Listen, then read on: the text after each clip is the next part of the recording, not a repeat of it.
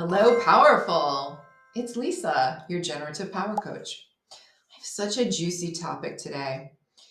It can go by several different titles or names. It is the disease to please, being driven by other people's agendas rather than your own agenda. And as I was doing research for this generative power series, I kept coming across themes that were similar to this. And at some point, I was listening or reading, and it referenced Dr. Harriet Braiker. And I had never heard of her before. Have you? Braiker is Braiker. She passed away in 2004. She had complications from pneumonia. She was only 55 years old. But her body of work is so impressive. I started researching it. I now have two of her books downloaded on Audible. When you are driven by someone else's agenda, you end up feeling stressed out, burnt out, angry.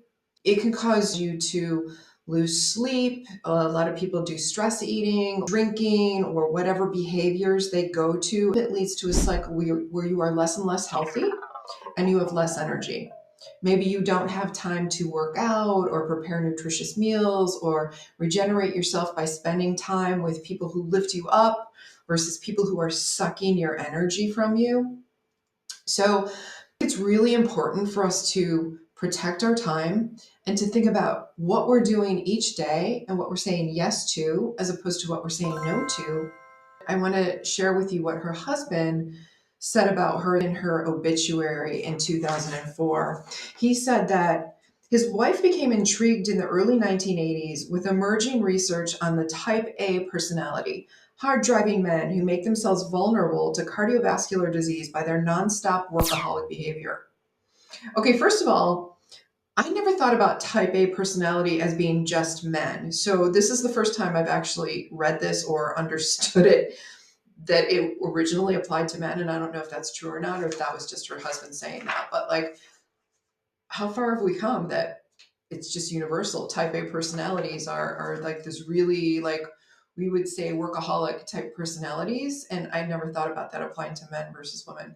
Then he went on to say that she believed that women suffer much more stress than men, a different stress.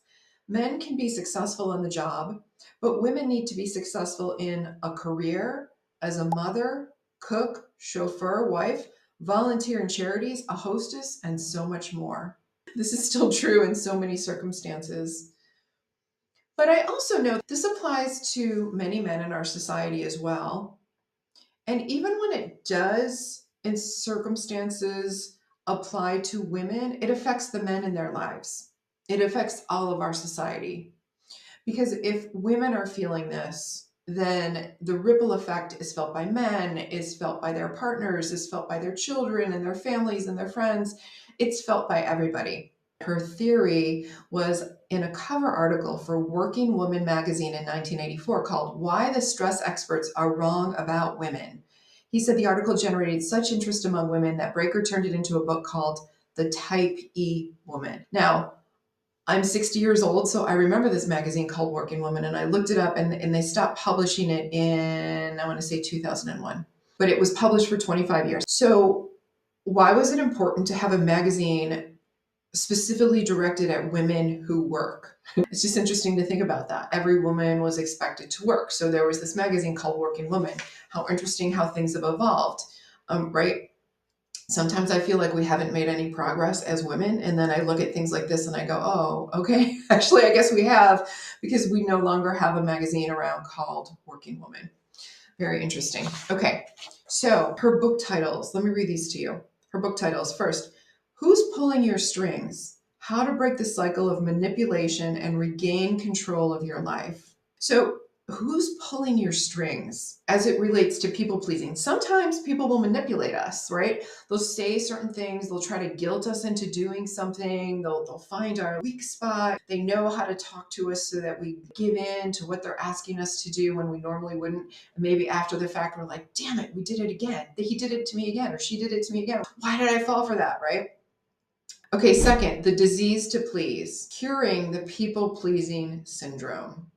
I just love this phrase, the disease to please, curing the people-pleasing syndrome. It reminds me of imposter syndrome, which, if you've seen my webinar on imposter syndrome, I point out that it was originally called imposter phenomenon.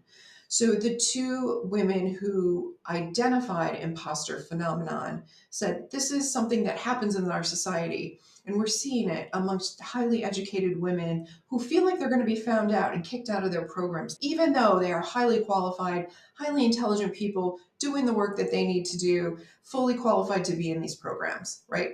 But we've changed that from imposter phenomenon to imposter syndrome as if it's an illness. So our society is referring to these behaviors as illnesses, but I'm here to tell you it's not an illness. I mean, it's sort of catchy, right? The disease to please, that's catchy, but I don't think it's a disease. I think it's something that we need to wake up to. Wake up and regain our power. So this is part of creating generative power for yourself. Because as I read these phrases, as I talk to you, I want you to think about where you're giving your power away. Where's your power leaking? It's like a colander, right? Like you have your power in this bowl, but now there's holes in it. It's just like leaking through. So this is it. When people try to manipulate you, when you become a people pleaser, when you allow people to manipulate you, when you succumb to something that is imposter phenomenon, so you're playing smaller, those are all ways that we leak our own power. Another book she wrote is called Lethal Lovers and Poisonous People. Damn. Think about the lethal lovers and poisonous people in your life, or people who have passed through your life. And are they still in your life? And how can you control the impact they have on you, the negative impact they have on you? Negative impact, because we're talking about negative people here. Here's another one, getting up when you're feeling down. Okay, that's cool. I like that one. And then there's the September 11 syndrome, 7 steps to gain a grip in uncertain times. And I wonder if that's applicable today with the uncertain times we're feeling, with our political environment and what's going on all around the world. It seems like very uncertain times to me.